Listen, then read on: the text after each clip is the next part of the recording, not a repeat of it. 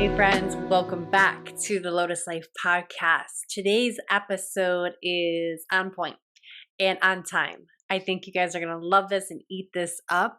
I want to talk to you about letting the soul go first, letting your spirit go first. This is for someone who feels like they overthink life, they overthink things, they don't believe that you're really supposed to be doing the thing you want to do, who's maybe someone who struggles with imposter syndrome, someone who just feels like they're questioning themselves all the time and you're sick of it. You're just sick of it. How do we get to the point where we are actually letting our soul go first? A lot of the times I use the terminology body goes first, or our body, the temple is the timing. We let the body tell us when to go first. And we'll talk a little bit about grounding into the body, doing the embodiment work that's necessary to feel like you're owning your dreams. But it is so important to let the soul talk to you, to listen to your soul. And I want to tell you all about a recent, like today, event that happened to me where I let the soul lead and I was not disappointed. So if that sounds amazing, stick around. I just got off a Zoom call with a good friend of mine, Alexis Pierce, who, by the way, just agreed to be my first guest ever on the podcast. So look forward to that. That's coming up soon. Alexis is fucking amazing. And that episode, whenever it happens, is just going to set the world on fire. So keep your eyes and ears open for that. And I told her when we were talking that I had this really this battle inside of, should I talk with her? And I noticed that my mind was saying, there's no reason to talk to her. It's been way too long. It's been like years. She's moved on to other things. She's now she's in the coaching field more. She doesn't want to talk about yoga, even though she just reached out to me like a month ago and had this idea for a workshop. I still was in my mind listing up all the reasons that I shouldn't talk with her. And now on one hand, maybe the mind in some degree protects us to make sure that we're streamlining things, to make sure that we're talking to the most relevant things. But I'm telling you that in my experience, when you're only doing the things that are just in front of you, we really aren't challenging ourselves to grow. When you step outside of your comfort zone, when you look just beyond the group of people that you're running with, that you're talking with, when you look just beyond the practices that you consistently teach, when you look to that horizon, we're entering into that zone of the soul, because really you've never been there before. Logically speaking, your brain cannot predict what lies outside of the immediate zone of the people, the places, and the things that you're doing every single day. That becomes a routine. That becomes comfortable. That becomes what the mind identifies with. And so when you go to interact with someone new, or in my case, a really old dear friend who I haven't interacted with in quite some time, my mind went, nope, not the normal people that you talk with. She's not in the circle. She's probably way too busy for you. I just had this whole fucking story about why I shouldn't talk with her. And then I paused, watching the story just play out in my mind, and I went, all right. So I asked the magic question. You guys, you know the magic question. Those of you who are my regular listeners, what is it? The magic question is there another way to be? Is there another way to be with this moment? Is there another way to be? So with a hand on my heart, I asked that question, and then my soul responded with, you love Alexis. She excites you. Every time you talk with her, you guys just elevate consciousness. You arrive at a higher level of consciousness. You assume the identity of higher level consciousness when you're around her, and she feels the same. I never have a bad experience with her. We always arrive and share love and respect. Just talk with her. Just talk with her. See where it goes. Be brave. Rest in the mystery. You don't need to know. So that's part of my personality. And I've noticed this, especially in my former job. I used to enter the room having this heavy weight I was carrying of I'm ready for every situation. I thought it was my responsibility to show up knowing every question that anyone that is ever going to ask me, be prepared if they ask you this or want to go in this direction, know what to say. And before a meeting, I don't know if you guys have ever done this, but like before a meeting, I would like go through every scenario and play it out, and not in a healthy way. I wouldn't even see myself like, because it's good to like see scenario play out and then see yourself winning at it. Like see a scenario play out to see yourself succeeding in it, feel it, own it, to get excited about things. But I would just see things play out just so I would like almost trap myself into a cycle of worry. Like you're gonna have a moment that's gonna trigger you. You're gonna have a question asked of you and you're not gonna know the answer. Like get ready, Kim. Like I would freak myself out to the point where I would get like nauseous before meetings at work sometimes.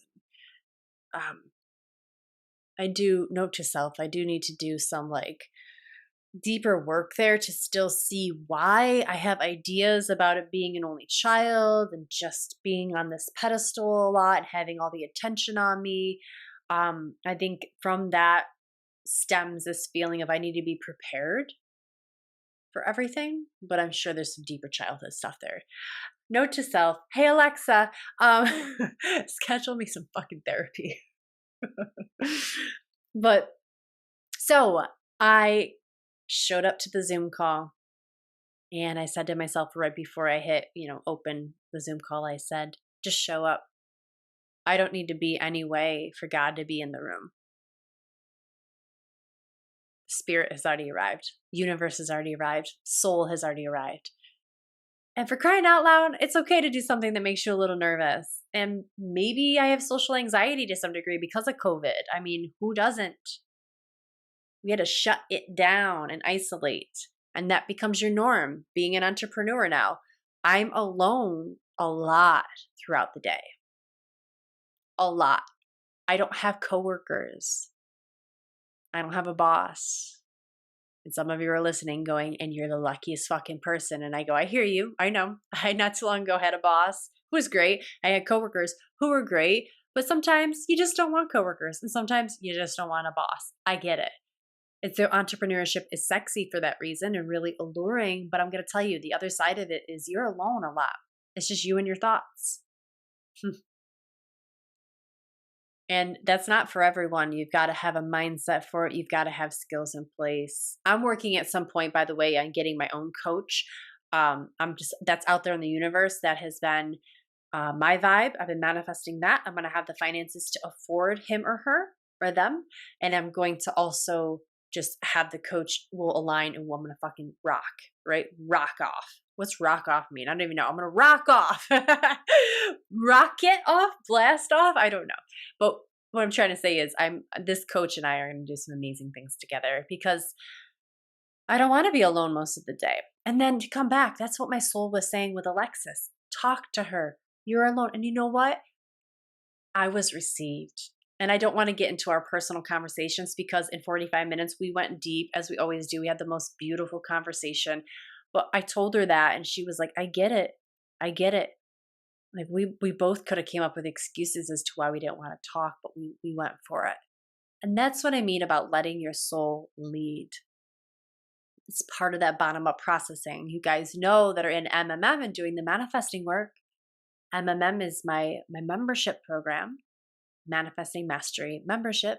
Inside of that, we're going deep into letting your body do the work, trusting your temple, trusting the tempo, all of that. Trust. What is trust? If it's not a concept, it's a feeling. How does it feel to be in a moment of trust? I'm telling you what, it's where the doors get blown off of the temple and your spirit is just oozing out. And you'll have moments like I just did which is why I'm sharing this with you. We're even doing all of this manifesting work, being in a place of leadership where I'm training other people how to do this. I still have moments where my top down processing kicks in hardcore to protect me, to keep me safe.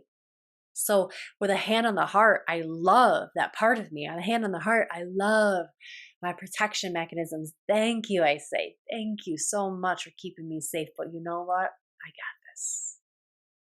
This is a moment where I'm actually safe. So I'm going to let my heart lead here. I'm going to let my soul lead. I'm going to go outside of my comfort zone.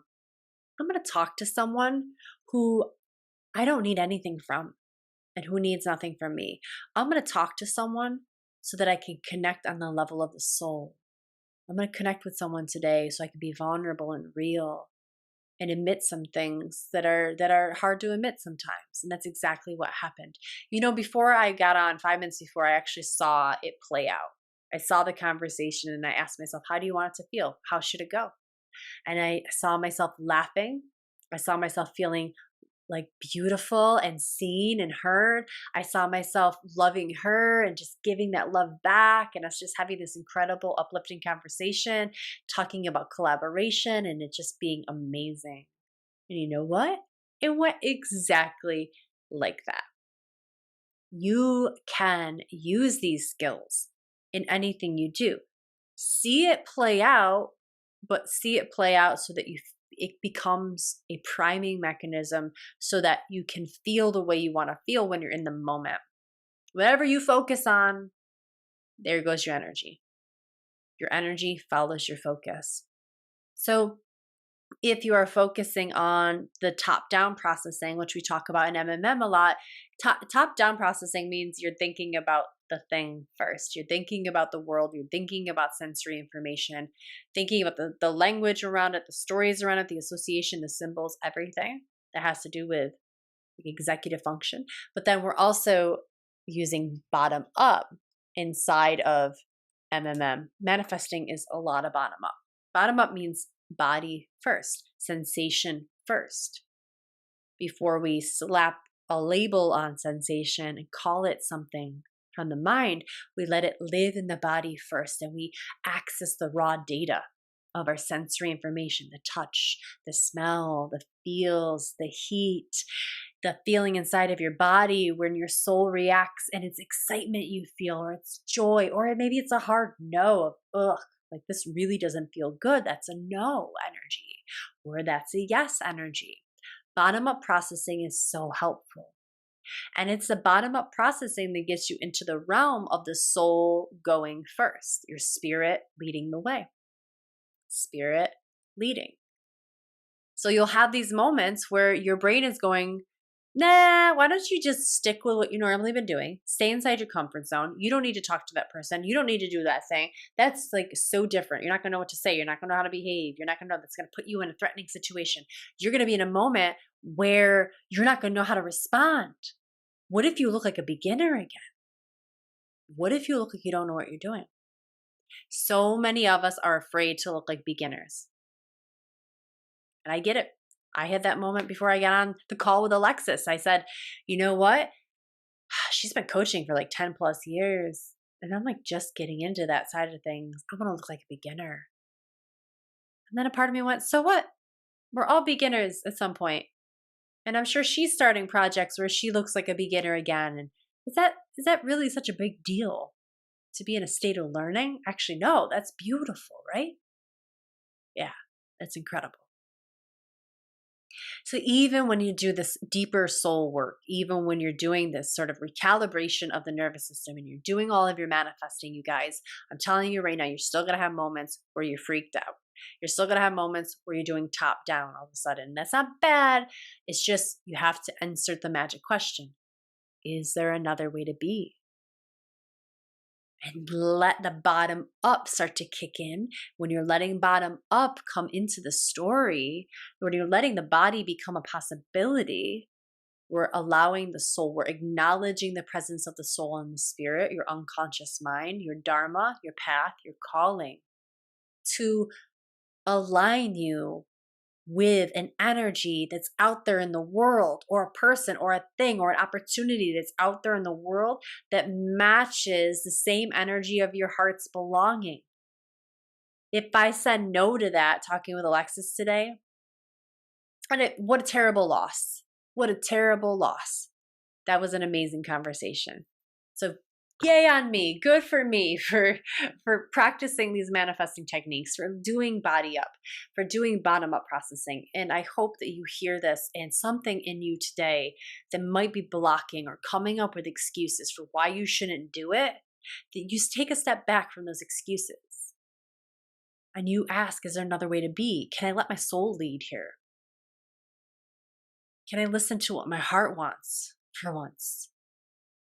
Does this activity that I'm trying to get out of or avoid, does it actually match the frequency of my highest yes? Why am I avoiding it? Because I'm trying to stay safe. My brain is wired to keep me safe. But guess what, brain? This is a moment where I am safe. I need to go for this. I need to put my neck out there. Sometimes we got to stick our neck out there. As Anand Malhotra says, one of my distant teachers, my yogic teachers, sometimes you just got to stick the neck out. We just need to be brave. We need to trust.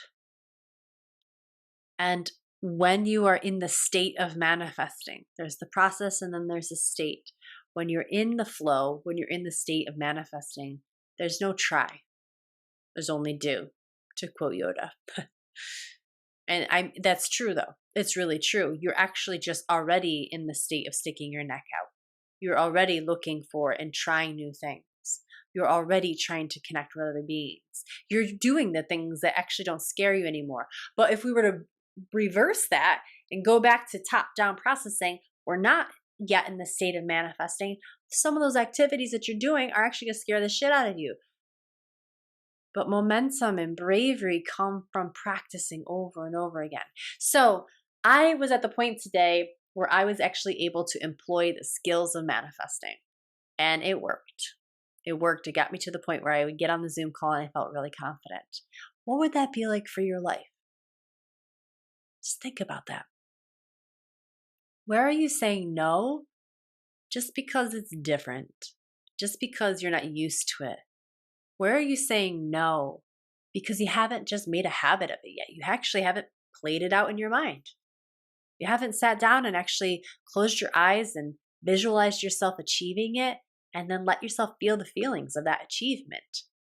Because if you do that, you guys, what's going to happen is you're going to see how great it feels to have achieved that thing that you're saying no to.